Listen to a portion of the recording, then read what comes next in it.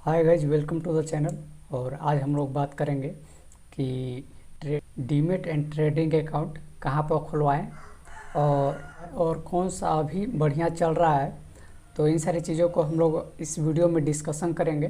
तो सबसे पहले बात करते हैं कि किन सारी चीज़ों को हम लोग को देखना चाहिए अगर हम लोग को डीमेट और ट्रेडिंग अकाउंट खुलवाना है। तो हम लोग को मुख्यतः तीन चीज़ों पर ध्यान देना पड़ता है कि ये सारी चीज़ें रहना चाहिए। अगर हम लोग वह जो सोर्स है अगर उसका यूज करते हैं तो ये सारी चीज़ें उसमें रहना ज़रूरी है।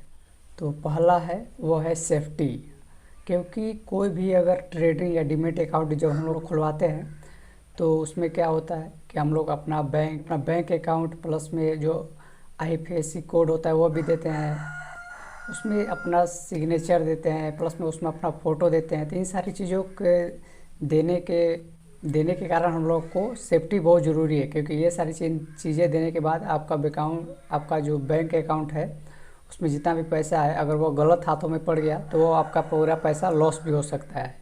तो अगर सेफ्टी बहुत ज़रूरी है। अगर किसी सोर्स में अगर हम लोग अपना पैसा और किसी सोर्स में अपना अकाउंट या बैंक अकाउंट नंबर देते हैं या उससे जुड़ी सारी जानकारी जब हम लोग देते हैं तो हम लोग को एक्सपेक्ट करते हैं कि वो जो सोर्स है वो सेफ उसमें जो सेफ्टी है वो बड़ा होना चाहिए।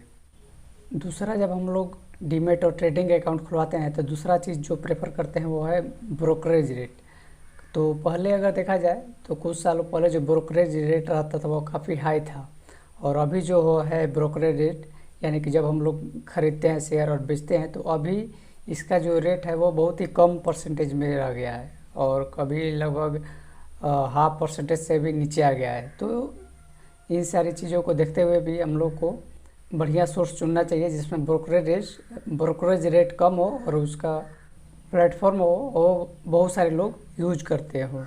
अगला जो चीज़ है जिसको हम लोग देखते हैं कि ये भी चीज़ें रहना चाहिए इस सोर्स में ताकि हम लोग अपना वहाँ पर डीमेट अकाउंट खुलवा लें, तो वो है टेक्नोलॉजी। क्योंकि टेक्नोलॉजी जब तक से अच्छा नहीं रहेगा, अगर मान लीजिए हम लोग को कितने लोग रहते हैं वो ट्रेडिंग करते हैं, तो ट्रेडिंग में इसके आज ही खरीदना है आज ही बेचना है, तो वो क्या करते हैं कि आज ही वो शेयर को खरीदते हैं और शाम तक बेच देते हैं।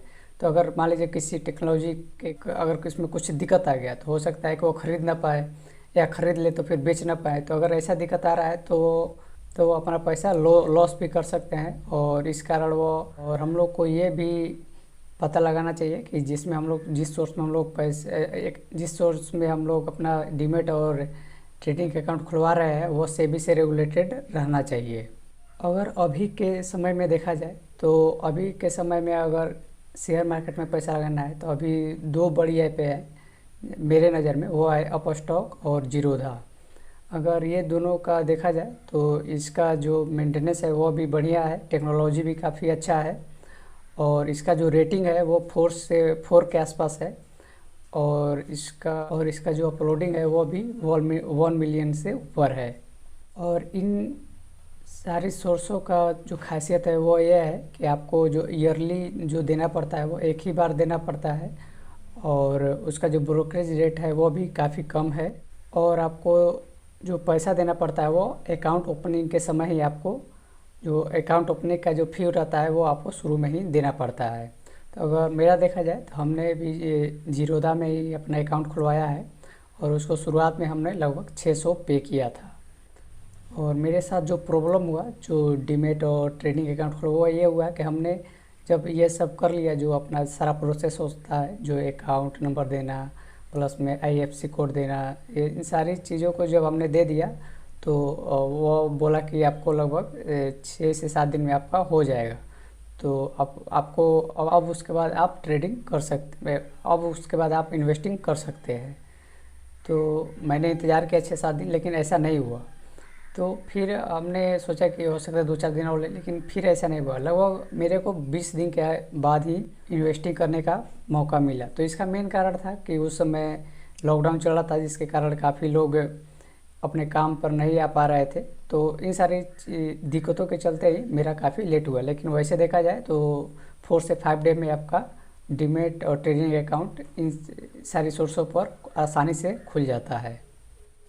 वही अगर बात करें म्यूचुअल फंड में भी एक ऐप है जिसको हम लोग ग्रो ऐप बोलते हैं। तो ग्रो ऐप में क्या होता है कि लगभग 24 घंटा के अंदर ही आपका अकाउंट खुल जाता है। उसमें क्या मांगता है कि आपका आधार कार्ड, पैन कार्ड और ये सारी चीज़ें शेयर मार्केट में जो ऐप है, जो बेस्ट ऐप है, वो भी यही सारी चीज़ें मांगती है।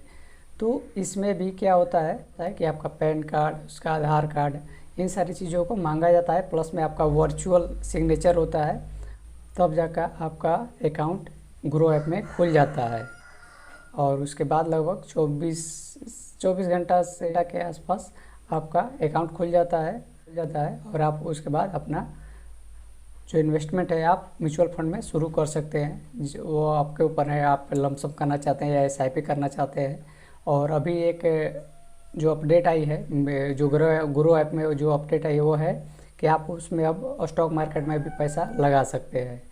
तो अभी तक तो मैंने वो ट्राई नहीं किया है, लेकिन उसमें एक ऑप्शन आ रहा है कि स्टॉक मार्केट में भी आप वहाँ से पैसा लगा सकते हैं, ट्रेडिंग या इन्वेस्टिंग कर सकते हैं। वैसे तो मेरा जो चैनल वो प्रमोट नहीं करता है कि आप ट्रेडिंग करें, तो लेकिन बहुत सारे लोग करते हैं, तो इसलिए बता रहे हैं कि वहाँ से आप लोग ग्रो ऐप से भी आप लोग ट्रेडिंग और इन्वेस्टिंग कर सकते हैं। तो इन सारी चीज़ों को ध्यान में रखते हुए हम लोग को बढ़िया से बढ़िया जो सोर्स है उसको यूज करना चाहिए। तो चलिए मिलते हैं अपने नेक्स्ट वीडियो में, तब तक के लिए बाय बाय।